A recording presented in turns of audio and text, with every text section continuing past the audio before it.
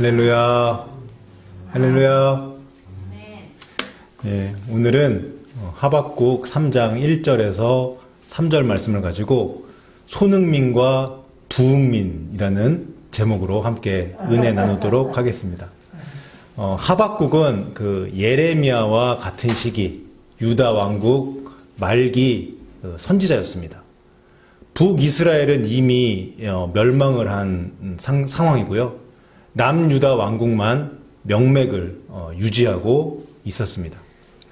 그런데요, 유다 왕국의 말기 주전 600년경에 남유다 왕국의 사회의 그 모습을 하박국 선지자는 이렇게 전하고 있습니다. 하박국 1장 3절을 보겠습니다. 어찌하여 내게 죄악을 보게 하시며 패역을 눈으로 보게 하시나이까. 겁탈과 강포가 내 앞에 있고 변론과 분쟁이 일어났나이다. 이게 유다 말기의 사회상입니다. 정치, 경제, 사회, 문화 모든 분야가 죄악으로 물들어 있었습니다. 겁탈과 강포가 있었고요. 변론과 분쟁, 싸움이 가득했어요. 4절을 이어서 보시면 이러므로 율법이 해이하고 정의가 전혀 시행되지 못하오니 이는 악인이 의인을 애워쌌으므로 정의가 굽게 행하여 지민이다. 하나님의 율법이 지켜지지 않습니다. 사회 정의가 없어요. 온갖 불법이 행해집니다. 악인이 승승장구하고 의인이 박해를 받습니다. 남녀노소 불문하고 사회 지도층부터 일반 서민에 이르기까지 나라 전체가 타락한 것입니다. 여러분, 하나님의 법칙이 하나 있는데 그것은 죄악이 가득한 곳에 하나님의 심판이 떨어진다는 법칙입니다. 전 지구상의 모든 인간들이 죄로 인해 타락했을 때 하나님은 홍수로 인류를 심판하셨어요. 죄악과 타락의 끝으로 가고 있는 이 지구상의 모든 피조물들은 마지막 7년 대환난 때에 하나님의 진노와 하나님의 심판을 받게 될 것입니다. 하나님의 말씀에 불순종하며 악인이 잘되고 의인이 박해를 받는 사회 전체가 타락한 이런 상황 속에서 하박국은 하나님께 기도합니다. 하나님, 이런 상황을 지켜만 보고 계실 겁니까? 하나님, 공의를 행해 주시옵소서. 이게 하박국 선지자의 질문이었어요. 기도였어요.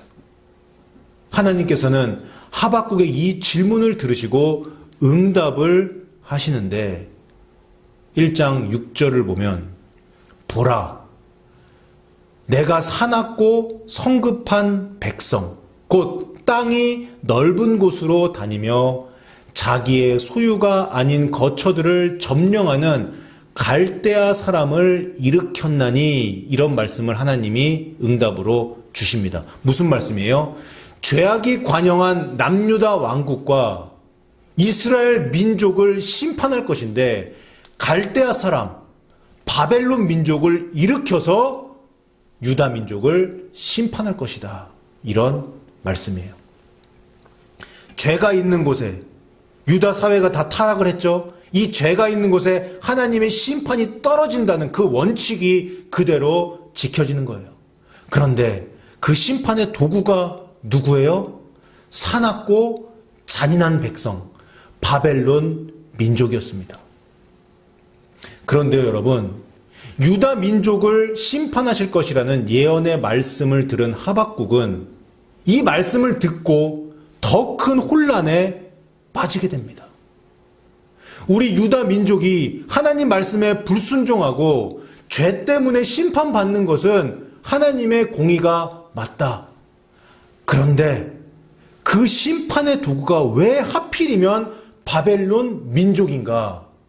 이런 의문이 들었습니다. 바벨론 민족은요, 정말 잔인한 사람들이었어요.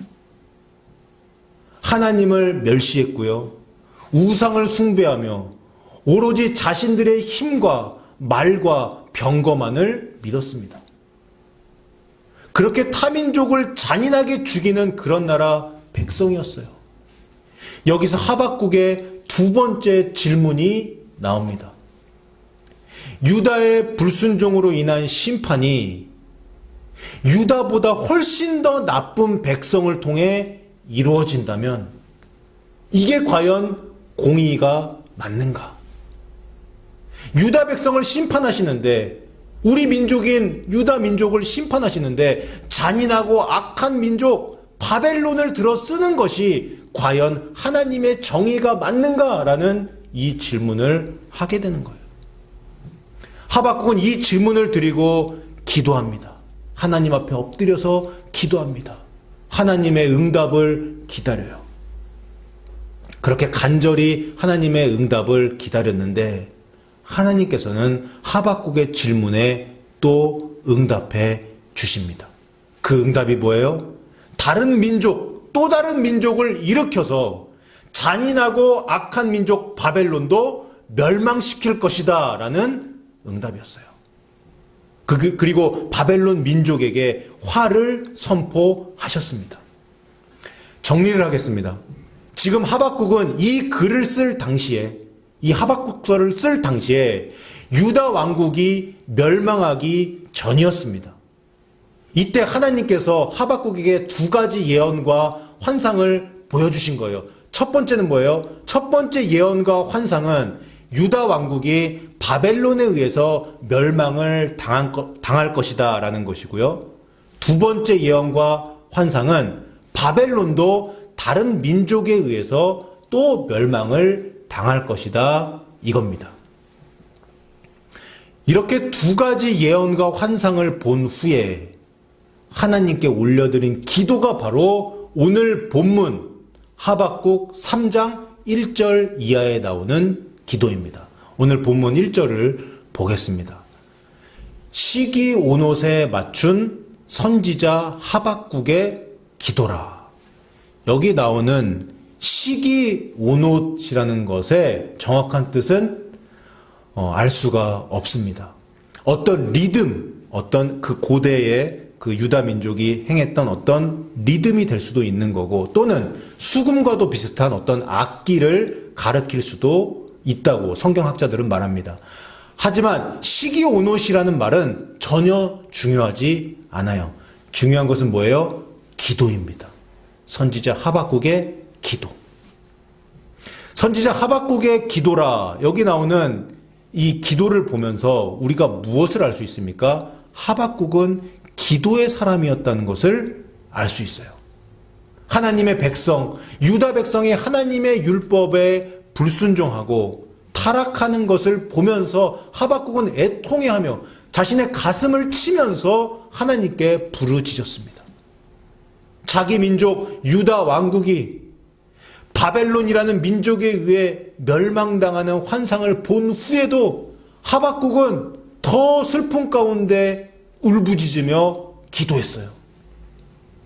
공의가 어디에 있냐고, 왜 하필이면 악한 민족 바벨론을 들어서 우리 민족을 심판하시냐고 그렇게 하나님께 항의성 질문을 했습니다. 이 항의성 질문하는 것도 결국에는 기도 시간이었어요. 하나님의 존전 앞에서 하나님의 응답을 기다린 것도 결국엔 기도한 것입니다. 하박국에게 기도는 하나님과의 대화였고 하나님의 말씀과 예언을 듣는 통로였으며, 기도는 간구를 통해 하나님의 뜻을 깨닫게 되는 유일한 방법이었습니다. 본문 2절에서 선지자는 하나님께 기도하면서 이렇게 간구합니다. 여호와여, 내가 주께 대한 소문을 듣고 놀랐나이다. 이 부분을 이해하기 쉽게 읽으면 이겁니다. 여호와 하나님, 바벨론이 멸망당할 것이라는 그 예언의 말씀을 내가 듣고 또 그에 대한 환상을 보고 바벨론이 멸망당하는 그 환상을 보고 내가 너무나도 놀랐습니다. 이렇게 읽으면 됩니다. 2절에 이어서 이렇게 나오죠. 여호와여, 주는 주의 일을 이 수년 내에 부응하게 하옵소서.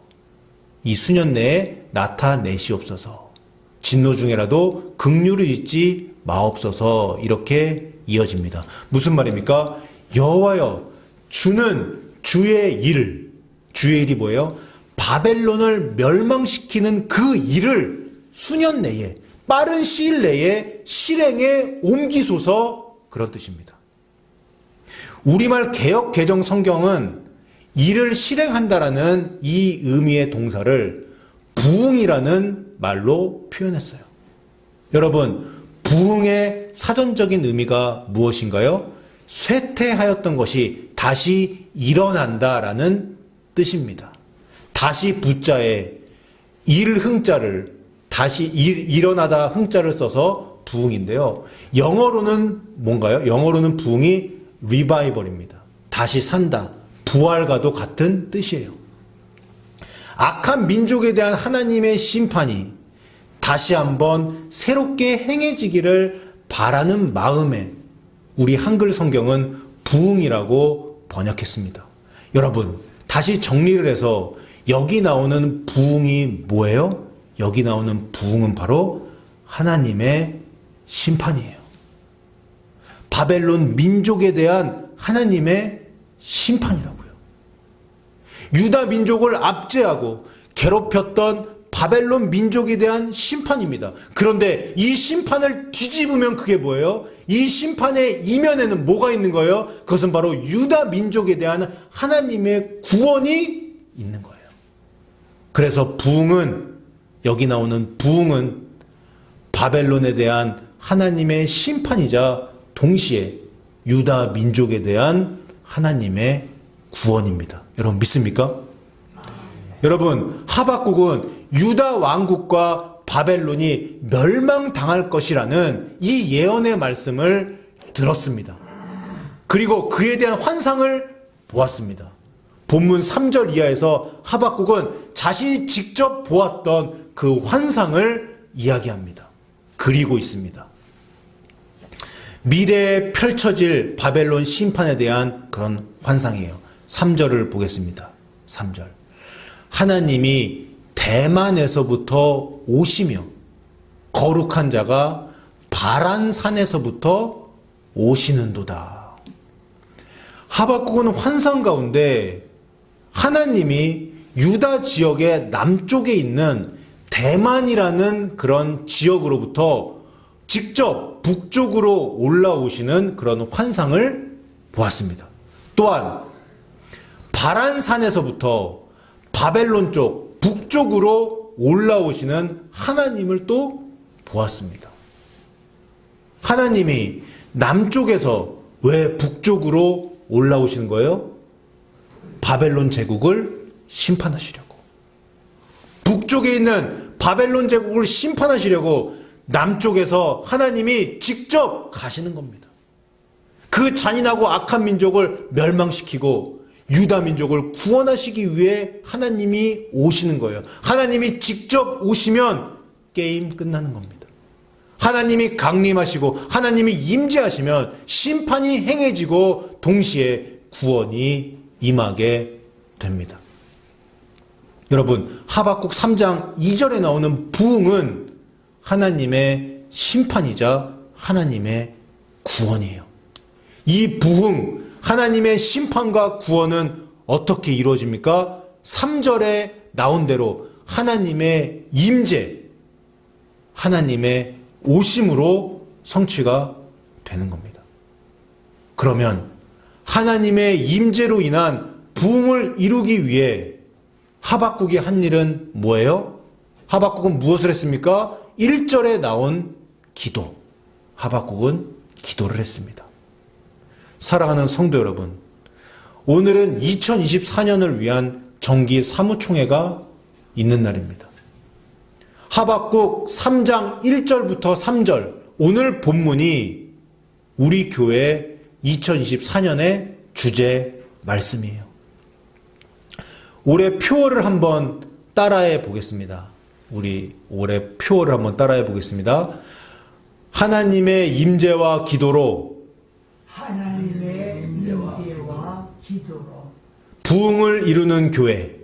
부흥을 이루는 교회. 예, 다시 한번 따라해 보겠습니다. 하나님의 임재와 기도로 하나님의 임재와 기도로 부흥을 이루는 교회. 부흥을 이루는 교회. 네, 감사합니다. 지금 한인교회가 안 된다고, 부흥을 이루지 못하는 시대라고 많은 사람들이 이야기합니다. 한국이고 미국이고 특히 작은 교회들이 부흥 성장을 이루는 것은 어려운 시대입니다. 그런데요, 여러분, 하나님이 임재하시면 어떻게 될까요? 그동안 수도 없이 많이 이야기했죠. 하나님이 이곳에 임재하시면 그 자체가 부흥이라고 말씀을 드렸습니다. 여러분 믿습니까? 하나님이 임재하시는 교회, 예수님이 오시는 교회, 성령님이 운행하시는 그 교회가 세계 최대의 교회이고 하나님이 가장 기뻐하시는 교회입니다.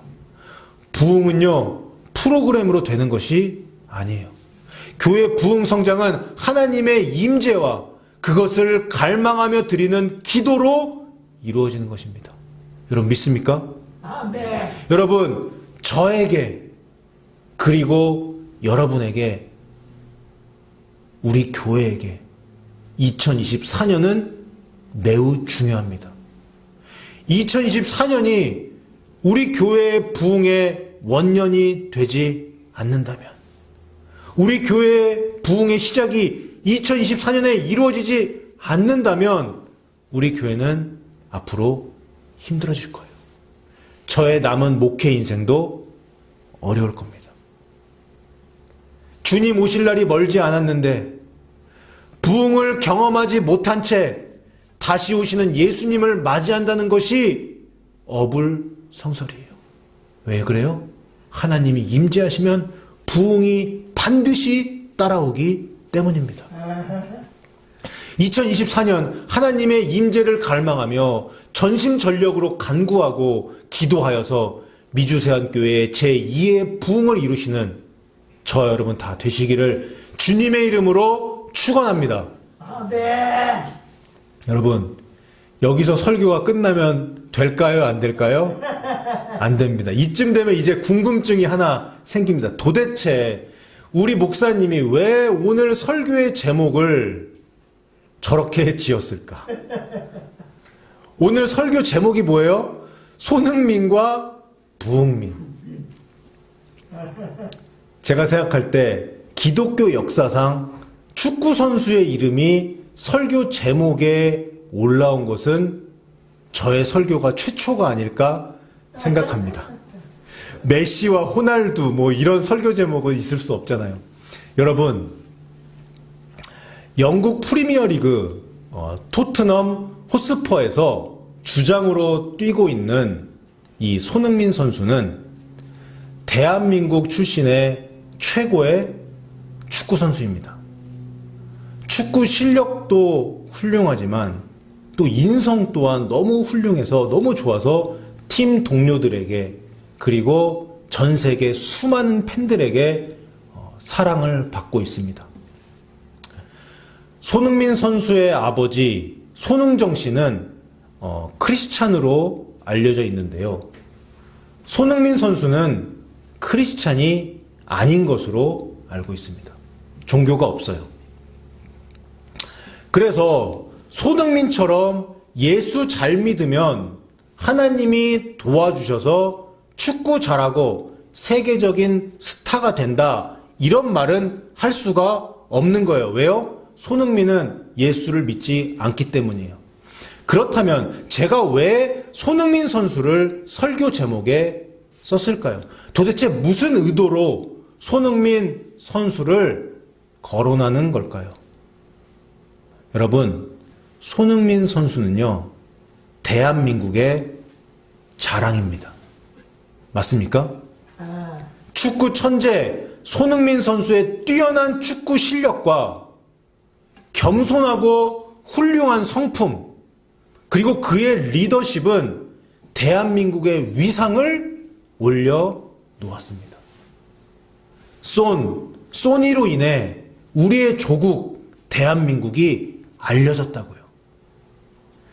대한민국이라는 작은 나라가 손흥민으로 인해서 축구의 강대국이 되었다고요.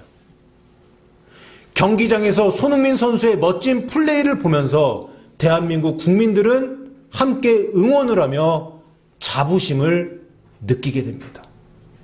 핵심은 이겁니다. 손흥민 선수는 대한민국의 위상을 높였습니다. 다시 하박국으로 돌아가겠습니다. 오늘 본문의 핵심은 이거였습니다. 진정한 부흥은 하나님의 임재로 인해 이루어진다.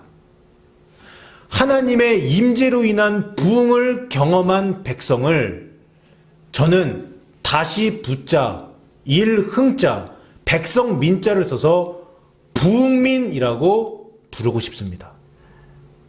손흥민 선수가 대한민국의 위상을 높였듯이 하나님의 임재를 경험한 부흥민은 하나님 나라의 위상을 높여야 합니다.